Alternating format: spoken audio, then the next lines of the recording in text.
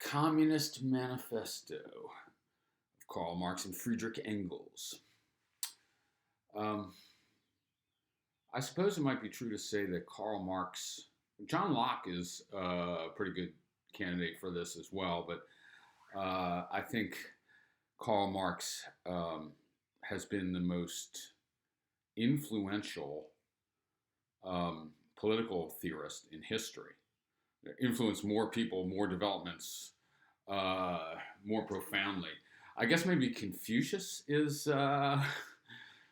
who I would think of as the main rival in that regard. Like, Chinese culture in some sense organized itself along Confucian lines, with admixtures of Buddhism and Taoism, etc., and other more straightforwardly political ideologies for thousands of years. So that's pretty amazing, a pretty amazing run that Confucius had.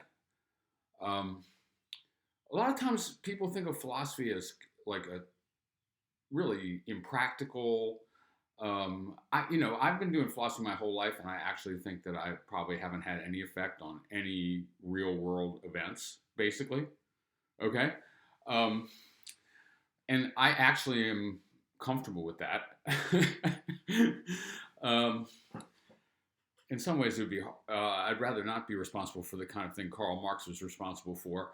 But it's an incredibly mixed legacy, positive and negative. But the influence is unbelievable, really. Maybe half the world at a certain point defining itself in terms of Marxism.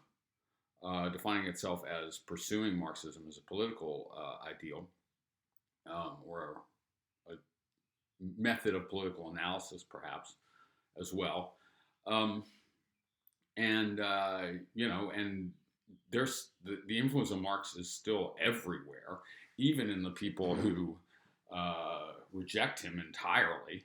Actually, you sort of can't conceive of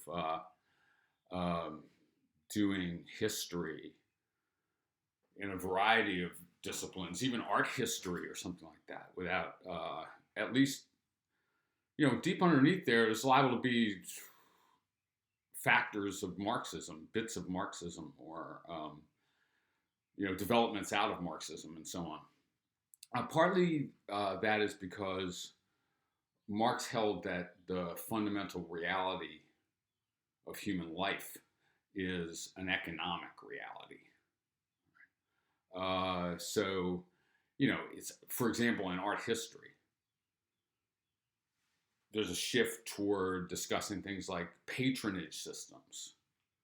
Okay, like how does art get funded and by whom and why? And even like a sort of a basic project like that is liable to be informed by kind of a Marxist analysis that the underlying economics is really, in some sense, what's driving even the art or the religion. All right, so we're reading the Communist Manifesto. It's a brilliant short essay. It's meant to. It was originally a pamphlet published in the revolutionary year of 1848, where a revolution swept across Europe, and it's practically attempting to shape those revolutionary movements in this kind of radical labor movement direction.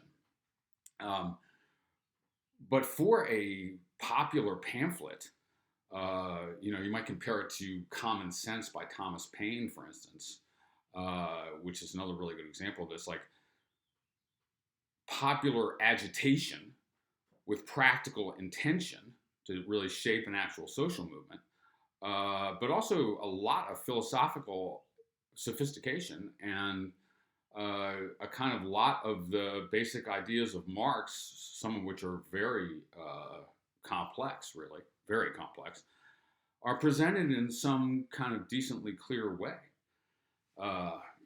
Marx is a vast oeuvre, or should I go oeuvre. But this is a nice crystallization of at least the early segment of it. Marx was only 30 when this appeared. Okay, So let's talk a little bit about this. Now, one thing I just want to make a quick transition from Locke to Marx. It's not that Marx mentions Locke here. I'm not sure that he does elsewhere in his writings. Probably, at least, comes up occasionally. But in many ways, this is aimed directly between the eyes of John Locke and anyone who kind of takes a similar political position, which Marx regards as the bourgeois position. All right, now one thing I'm going to send you to the little glossary I did of basic Marxist terms, which is up on Moodle. All right. So bourgeoisie is one of those. It basically, for Marx, it means the capitalist ownership class. So classical liberal political philosophy, which we've associated with the work of John Locke and with the American Revolution, and with at least the first phase of the French Revolution, for example, that is held by Marx, classical liberalism, to be or even the bourgeois philosophy, the capitalist philosophy. And you might recall in Locke the emphasis on property. I mean, basically for Locke, the fundamental reason to have a government at all is the protection of property. And it doesn't take much to start to read that as protection of capital, all right, protection of property in land, protection of feudal estates even, or plantations, or whatever it may be. Like, it almost makes the government a servant of the ownership class. Like, it emphasizes the function of the government in defending property, which is definitely a traditional function of government, but it's really very emphasized in Locke. And then also the individualism of John Locke, and in particular the individualism of John Locke and the whole classical liberal tradition. The individualism of the American Revolution, the individualism of the American Constitution, the Bill of Rights, for instance. Okay. Marx says that sort of individualism, where we're conceiving the fundamental political reality as individual human beings considered as bundles of rights, all right? And we're conceiving the function of government as defending that bundle of rights, including property rights, but also potentially free speech and so on, free to exercise of religion. All of that, Marx thinks, is bourgeois ideology. It doesn't represent a metaphysical truth about what human beings are, individuals rather than collectives or something like this. It represents the economic needs of emerging capitalism. And, the classical liberal political tradition does, and really the concept of individual rights, does arise simultaneously with capitalism in Europe. That doesn't entail that it's false, I guess, and it actually doesn't entail that it's merely capitalist, that classical liberalism is merely capitalist ideology either. But it's enough to make you suspicious in various dimensions. So just a couple of maybe quotes that show this aspect of Marx.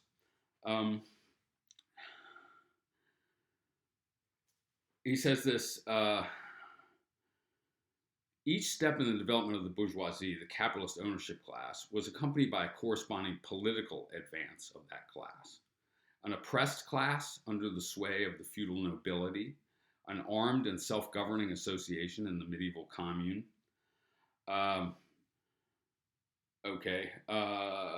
In the period of manufacture proper, serving either the semi-feudal or the absolute monarchy as a counterpoise against the nobility.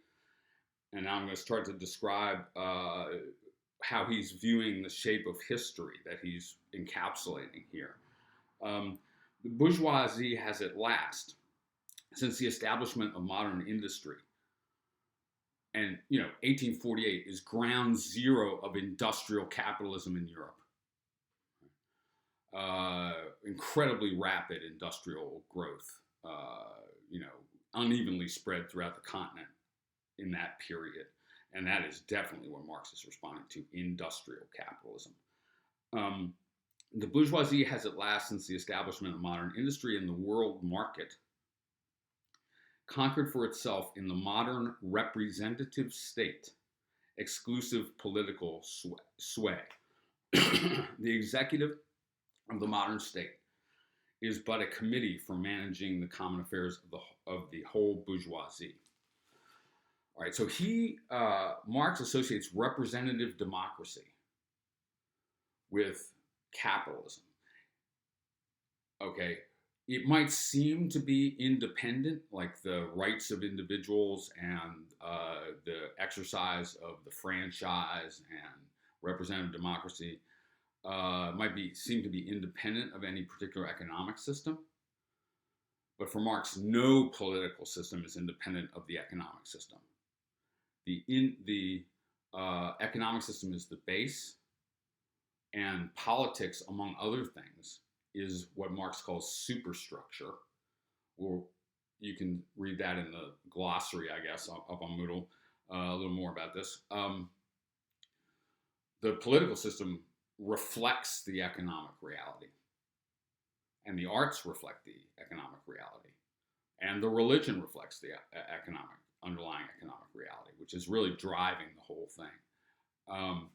And for Marx, representative democracy is the bourgeois form, the capitalist form of government, and he's opposed to it, and he's going to tear it apart. And his followers did just that in a number of places. Not, for example, though, so much in Russia or China, which did not really have representative democracies at the time of their communist revolutions in the 20th century. Okay, and like I say, the individualism, and really the way we're still talking about individualism and collectivism, individualism as capitalist, collectivism as socialist, and so on. All of that is a completely Marx conceptuality, all right? You don't get, everyone talks that way, right? Individuals versus collectives, capitalism versus socialism.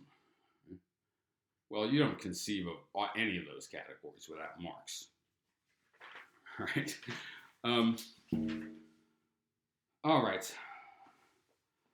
So he says this kind of thing also about representative democracy, freedom as conceived by people like Locke or people like John Stuart Mill, Marx's contemporary, and individuality. So here are some of his observations. This is on page 722 of our text. Stephen Kahn's Political Philosophy. And the abolition of the state of things is called by the bourgeois, the abolition of capitalism is called by the bourgeois the abolition of individuality and freedom. And rightly so. The abolition of bourgeois individuality, bourgeois independence, and bourgeois freedom is undoubtedly aimed at by us communists. Okay, we're going to abolish the freedom described by Locke or John Stuart Mill.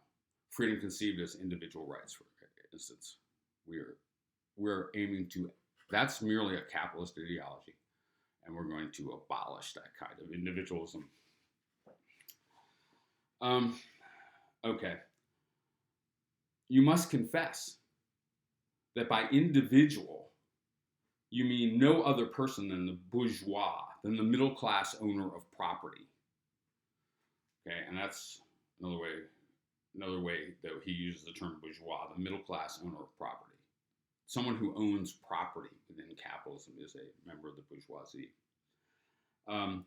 This person must indeed be swept out of the way and made impossible. So that the individual is conceived by people like the framers of the Constitution, the American revolutionaries, and so on,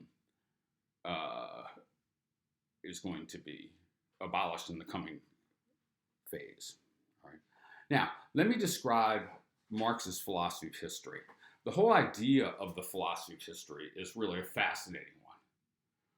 What shape does history have?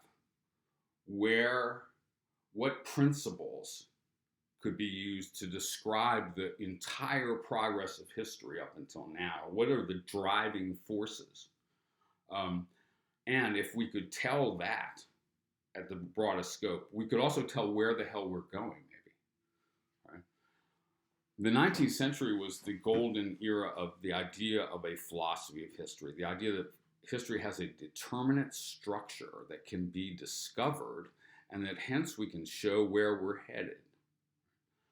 The greatest philosopher of history, I would suggest, is, well, if it's not Marx, is Hegel. Marx as a young man, you know, including by 1848, was just drenched in Hegel. But a lot of the whole continent of Europe, the intellectuals of Europe, were soaked in Hegel. Like few people have been this influential on intellectuals, though Hegel's real world influence is nothing like Marx's, except through Marx, I guess. But Hegel described history as having a dialectical structure. At each phase of history, according to Hegel, writing earlier in the 19th century, a contradiction emerges. And then the contradiction, in a struggle of various kinds, it is reconciled in a way that does not erase the two horns of the contradiction, but sweeps them up into a higher synthesis. And Hegel describes,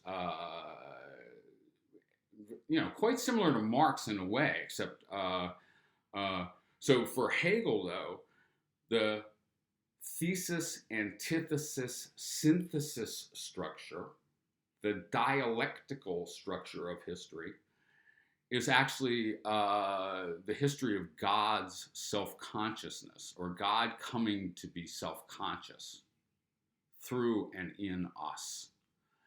It's, for Hegel, the structure of history is a set of ideas, an ideational progress, right?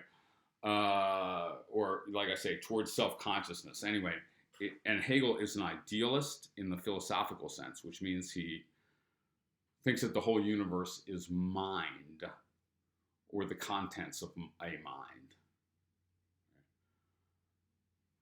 Marx flips over Hegelian dialectics while following them kind of remarkably closely in some ways, including his basic periodization of history, maybe, at least up until the 19th century.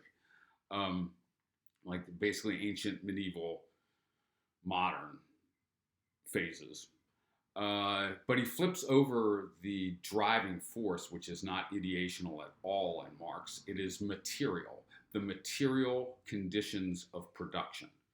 That's what drives history. What's characteristic of human beings is that we are producers. He says production is the species being of man. That is what's distinctive to human beings. So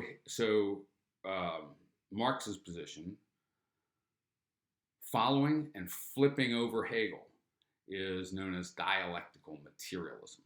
Right? Now, I got a little chart to try to show how this happens. And again, you can consult the glossary here.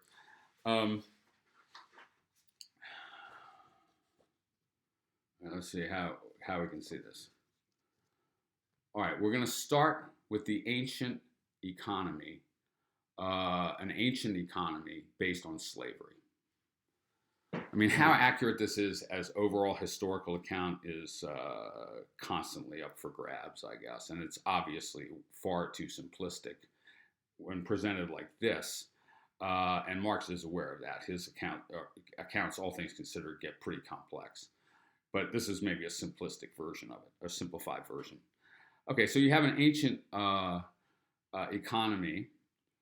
And of course, the political life and the artistic life and the religious life follows the economic life.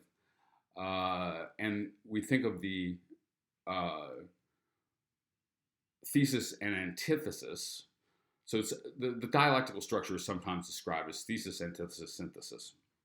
Those are not exactly Hegelian terms, but what the hell, I guess I'll do. So the master versus the slave, that's the antithesis, that's the contradiction. In other words, it's just a straight up conflict.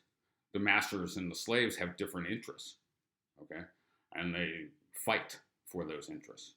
And what emerges is a system that doesn't erase the contradiction between master and slave, but absorbs it and transforms it in a process known as sublation. The German is something like Aufhebung, and there is no equivalent English term necessarily, but English-speaking Hegelians introduced this term sublation for transcending, taking something up and transcending it. I guess we could call this transcendence. Not, and what's transcended is not erased. It is swept up and resolved and swept up. All right, so but feudalism itself generates a contradiction of classes, of two primary classes, lord and serf, the medieval economy. That's resolved or sublated, aufhebunged, by the emerging bourgeoisie, the capitalist ownership class that emerges within the medieval system, but then emerges as the dominant force as capitalism gets going. Now, capitalism generates an excruciating contradiction. It globalizes the whole economy. Marx is saying that in 1848. And he's not the only one. It seems to be obvious. The trade has gone international. Colonialism and after. Colonialism and economic colonialism. Like where you're not necessarily even annexing something, just exploiting it somewhere, some people. Eventually, capitalism will polarize the entire world into exactly two kinds of people: bourgeoisie, the capitalist ownership class, and the proletariat, the industrial worker. Right? Marx thinks that's happening right then as he writes, and he expects revolution. Right? One thing he's saying is that the contradictions of capitalism are truly excruciating. So it's in the interest of the owner to pay the worker as little as possible, subsistence. So it's in the interest of the owner to immiserate the proletariat. So the difference, the inequality between owner and worker, and to some extent this has certainly been borne out, is going to grow to unbelievable proportions. And then you may recall how Plato says that a democracy emerges from an oligarchy, right? Because suddenly the proletariat in this case, it realizes like, okay, there's millions of us and 17 of them. Bourgeoisie is getting ever smaller, and more and more people are getting dumped into the industrial proletariat, and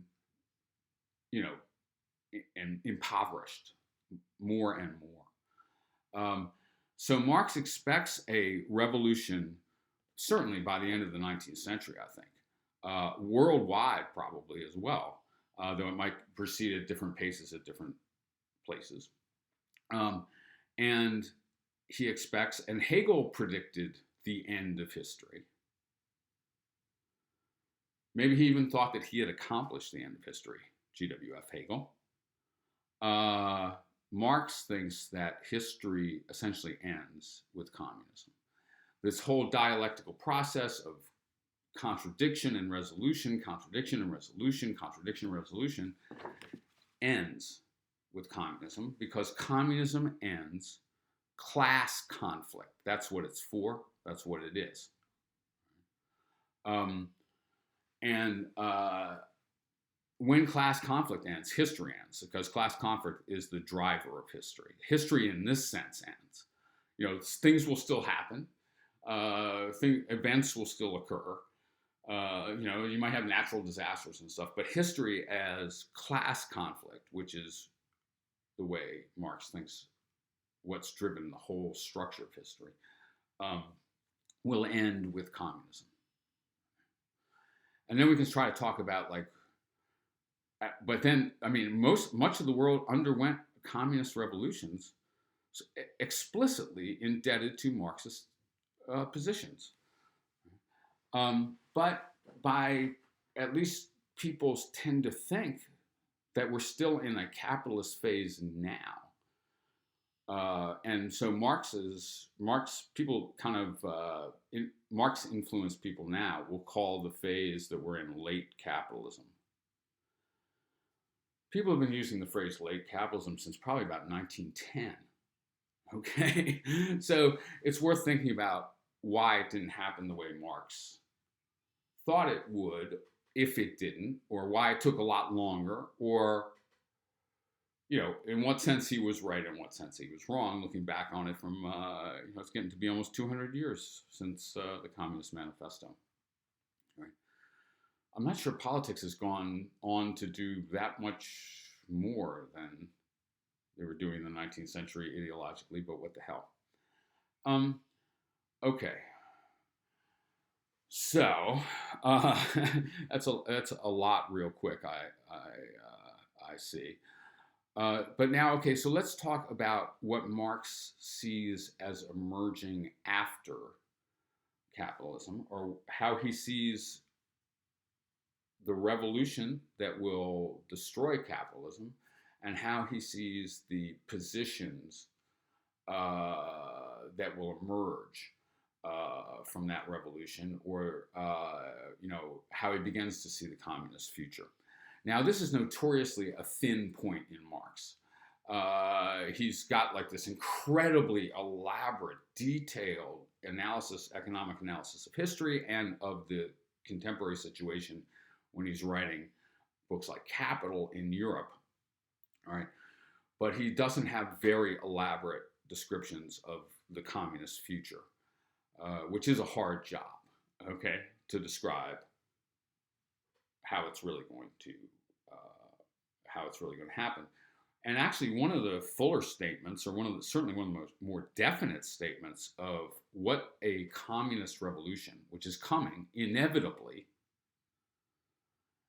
what that revolution will look like and what it will accomplish in terms of political institutions and so on. One of the best statements of that is in the Communist Manifesto.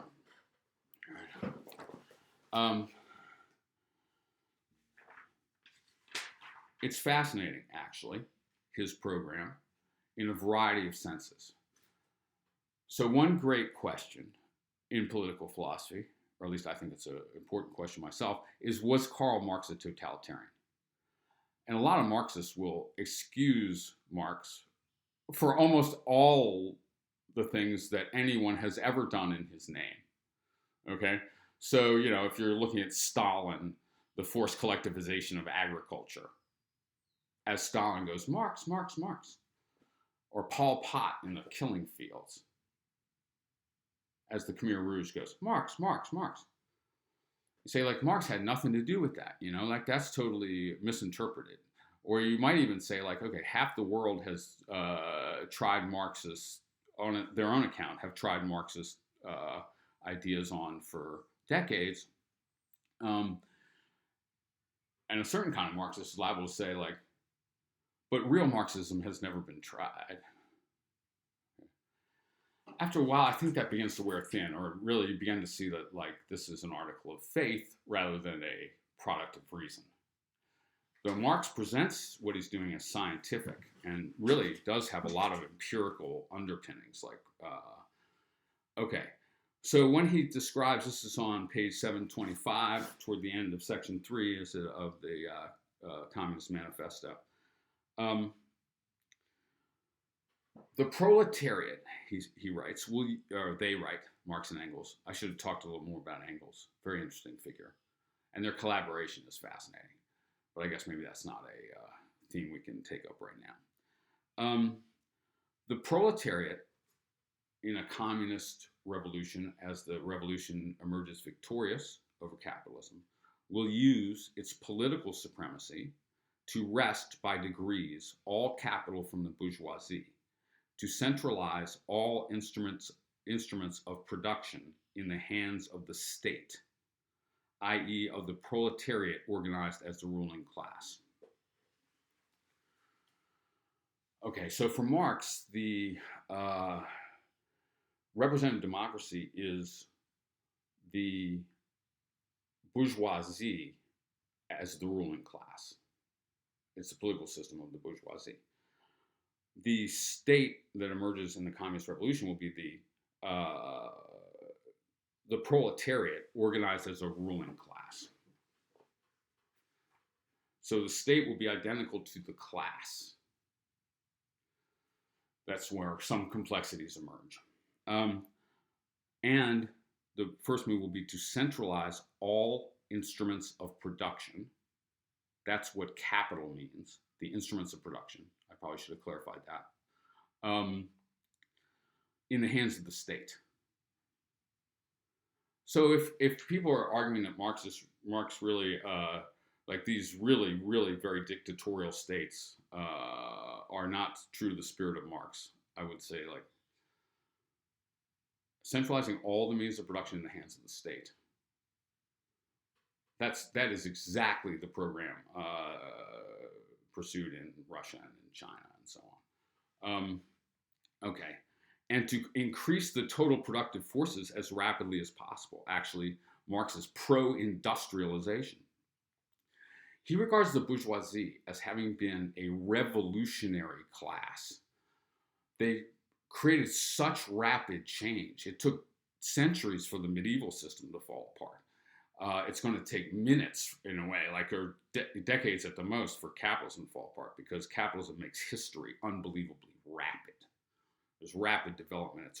Bourgeoisie is a revolutionary class, and it accomplished revolutions throughout Europe, like the French Revolution and also the American Revolution. Okay, of course, in the beginning, this cannot be affected, the seizing all the instruments of production, which is what he means by communism. Like, there would be no private ownership of the means of production, social ownership, which he straight up says is ownership by the state.